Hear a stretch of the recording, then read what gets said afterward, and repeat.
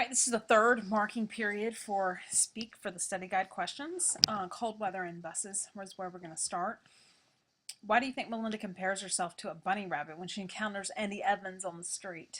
She refers to herself as a rabbit. This is not the first time.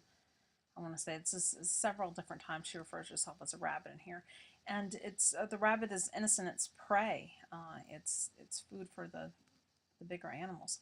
In what ways is her behavior like a rabbit? She freezes in the presence of the predator, and then when Andy says something to her, she just bolts. She runs.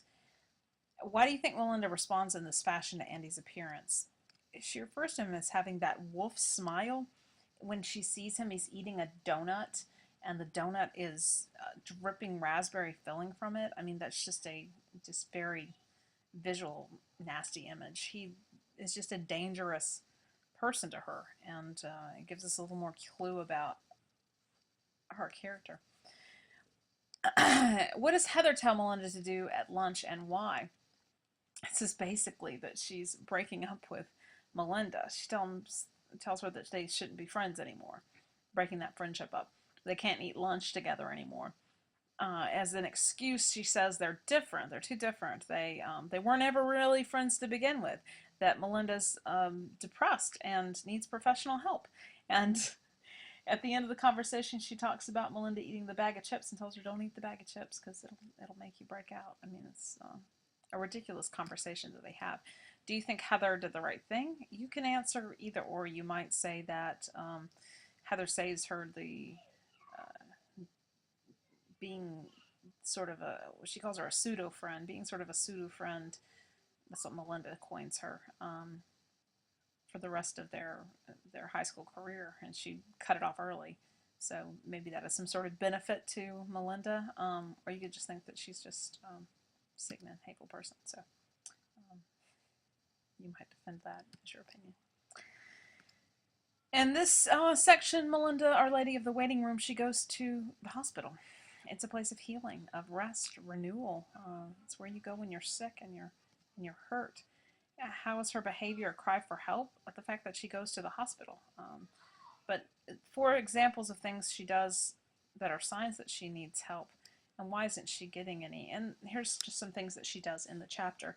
She falls asleep on the bus, sign that she needs rest.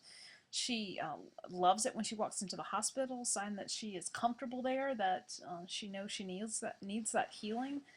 She avoids the maternity wing because she says people are happy there. That if you're sick, you don't want to go where a bunch of people are, crying babies and people joyful. You want to go maybe a different place where it's more calm. She takes a hospital gown, sort of a sign that she wants to check into the hospital. It's only when she sees the guy who is bleeding that she decides she isn't hurt that badly, and she leaves.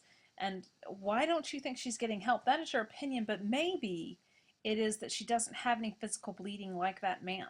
She is not hurt in an outward sense where it's something that you can see or measure, and maybe that's what she says. She's not like those sick people. She just maybe is a mental sickness she needs to get over. She doesn't accept the fact that it was that maybe she could be, what is it exactly that's happened to her? How does Melinda's tree art reflect her inner emotions?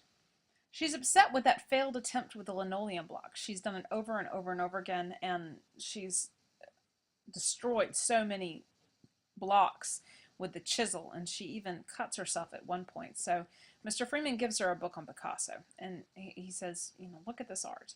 And when she starts to look at it, she thinks it's stupid, it's just a bunch of naked women, and then she sees the Cubist section where Picasso really got into his Cubist art. And so she starts to make a tree that resembles that art style, and it reflects her ideas of being cut up and pieced back together emotionally. Her art progresses from something that she thinks is stupid and juvenile. That tree, when she draws the word out of the globe, she thinks it's stupid and juvenile that she has drawn it, that she has picked it out of the globe, and she doesn't want that. As she tries to put it back, and he won't let her.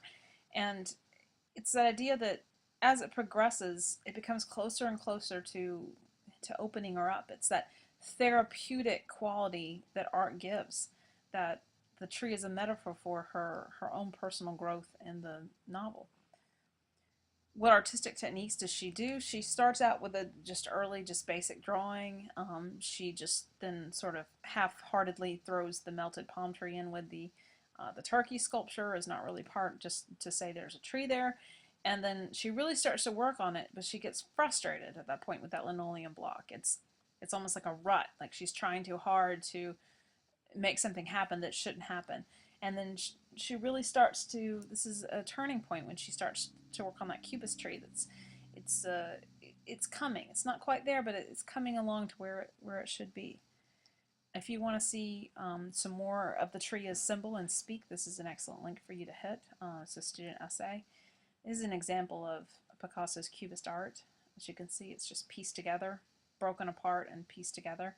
Or you can see there might be a face there, but where's the truth? Where is the meaning in it? And if you want to study more about Cubism, here's a link for you from the Met Museum, Metropolitan Museum of Art. It's a good article on Cubist art. In Hall of Mirrors, she goes shopping.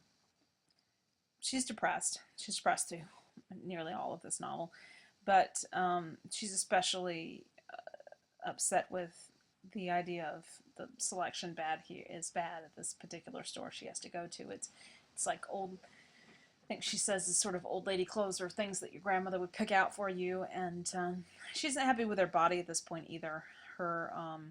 She's not happy about becoming a 10 instead of an 8, and she picks out clothes that are too big for her anyway that she tries on. She feels more comfortable in baggy clothes.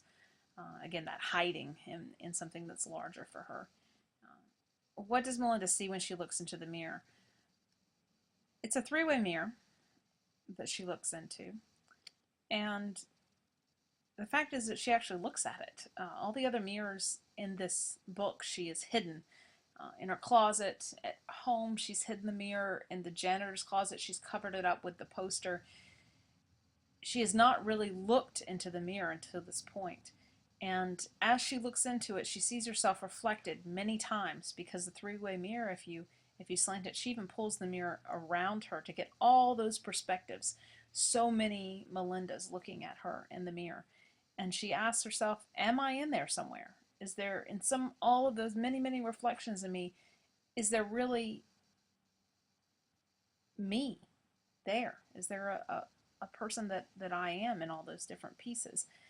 And she compares herself back to that Picasso sketch. Here's a picture of Picasso's woman looking into the mirror. She compares herself to a burn victim that's skin had to be grafted back onto her in pieces. And she just says, you know, I'm going to make the decision. I'm not going to stay in my closet anymore.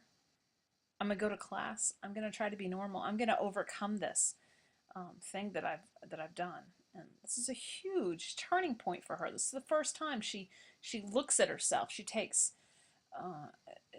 over. She has that sort of, she's not quite healed, but she's attempting that. And she comes right at this to finally find out what happens to her at the night of the summer party. And that was that she was raped by Andy, and why she finds him so dangerous and so menacing to her.